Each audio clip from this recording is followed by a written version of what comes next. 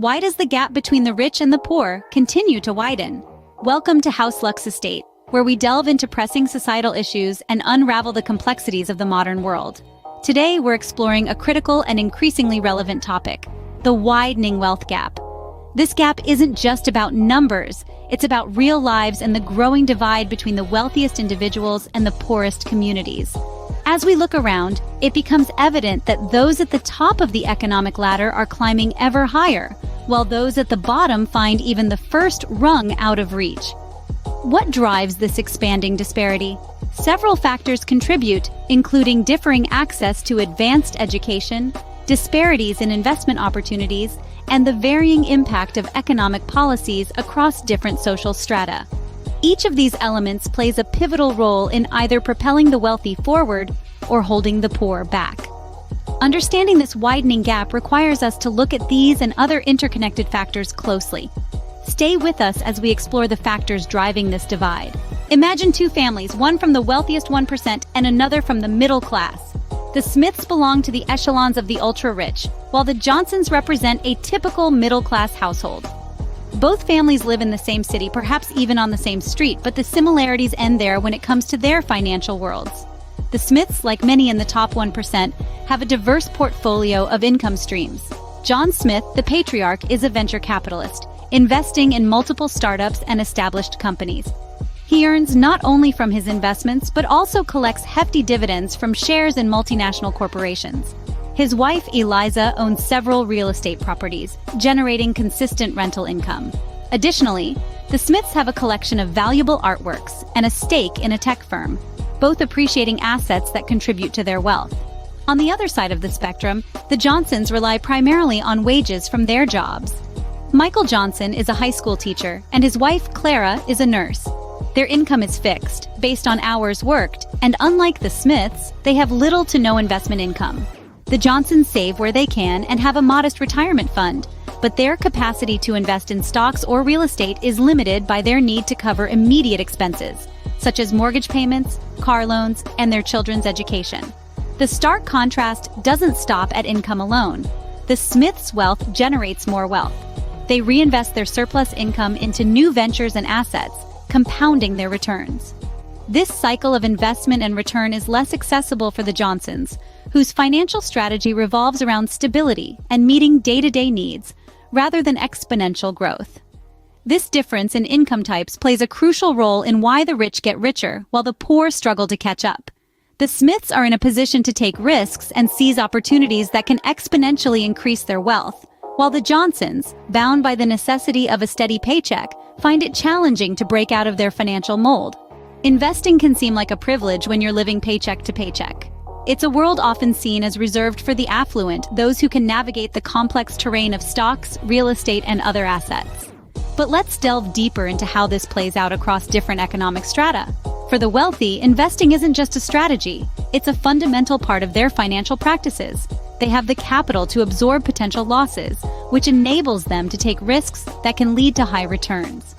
More importantly, they have access to exclusive investment opportunities and financial advice that can dramatically increase their wealth over time.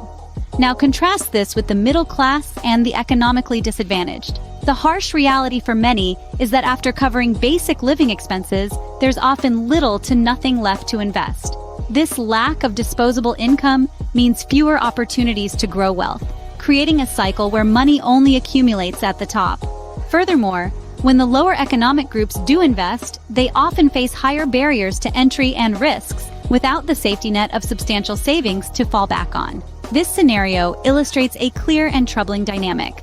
The rich not only get richer through strategic and expansive investment, but also because they can afford to take the financial gambles that lead to greater wealth accumulation. This disparity in investing contributes significantly to the wealth gap. It's not just about having more, it's about having the capacity to make more out of what one already has. Education should be the great equalizer, but is it? Let's delve into how educational disparities shape economic futures. Imagine two children, one from an affluent neighborhood and another from a less wealthy area. The child from the affluent neighborhood attends a school with state-of-the-art facilities, abundant extracurricular activities, and experienced teachers who are well compensated. Contrastingly, the child from the less affluent area goes to a school struggling with underfunding, outdated resources, and high teacher turnover rates due to lower salaries.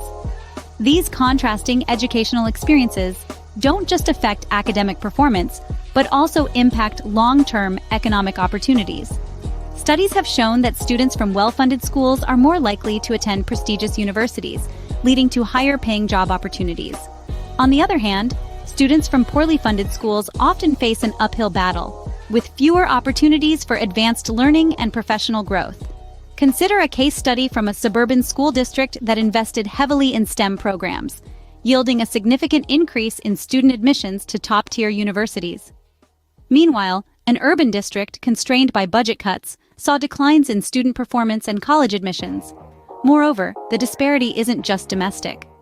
Globally, children in developed countries receive higher quality education compared to those in many developing nations, further widening the economic divide on an international scale.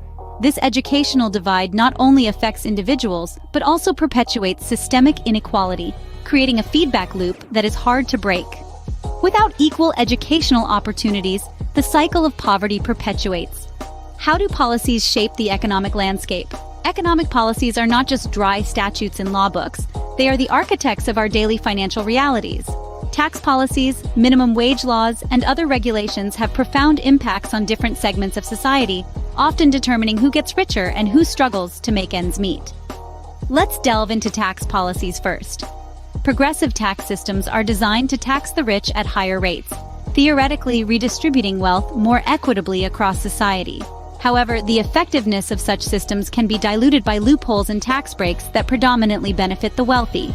For instance, capital gains tax rates are typically lower than rates for wage income, which can result in wealthier individuals, who are more likely to earn money from investments rather than wages, paying a disproportionately lower amount of tax. Moving on to minimum wage laws, these are intended to secure a baseline standard of living for the lowest earners. Yet, the reality is that in many places, the minimum wage has not kept pace with inflation, let alone productivity growth. This stagnation means that while costs of living, including housing, healthcare, and education, have soared, wages for the lower economic brackets have barely budged, exacerbating income inequality. Moreover, regulations, or the lack thereof, also play a significant role. Deregulation in certain industries like finance can lead to increased profits for companies and their predominantly wealthy shareholders. However, this often comes at the expense of job security and wage growth for the working class, who find themselves increasingly vulnerable in a volatile market economy. So, what is the role of government in all this? Ideally, government policies should mitigate wealth inequality by crafting laws that ensure fair economic growth benefits all. Yet, too often, policies are swayed by those with disproportionate influence and financial stakes, leading to a system that favors wealth accumulation for the few at the top. The role of policy is crucial in either bridging or broadening the wealth gap. The wealth gap isn't just an American issue, it's global. As we zoom out to a broader perspective, it becomes evident that wealth disparity is a pervasive phenomenon affecting nations across the globe. In countries like India and Brazil, the top 1% owns a staggering share of the nation's wealth, similar to trends observed in the United States. However, the dynamics can vary significantly. In Scandinavian countries, for instance, wealth distribution is more balanced thanks to robust social welfare systems and progressive taxation. Yet, even these nations are not immune to the forces of inequality, as global economic trends often influence national policies and wealth distribution. Consider how globalization has made it easier for capital to move across borders, benefiting the wealthy who can invest internationally. Meanwhile, workers in less developed economies often face stagnant wages and limited job opportunities, exacerbating the wealth gap. Understanding the global context helps us see the bigger picture of wealth disparity. As we've seen, the reasons behind the widening wealth gap are complex and multifaceted. From the disparities in income growth and investment strategies to the significant impacts of educational access and systemic economic policies, it's clear that the divide is more than just numbers. It's about opportunities. Throughout our discussion, we've uncovered how these elements not only perpetuate, but also widen the gap between the rich and the poor. Reflect on the power of investments and the critical role of education.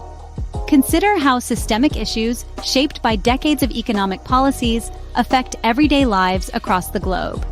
The question of why the rich get richer while the poor get poorer is deeply embedded in the fabric of our societies. It's vital to engage with these issues, not just to understand them, but to actively participate in shaping a more equitable future. What steps can be taken within your community to address these disparities? Thank you for joining us at House Lux Estate.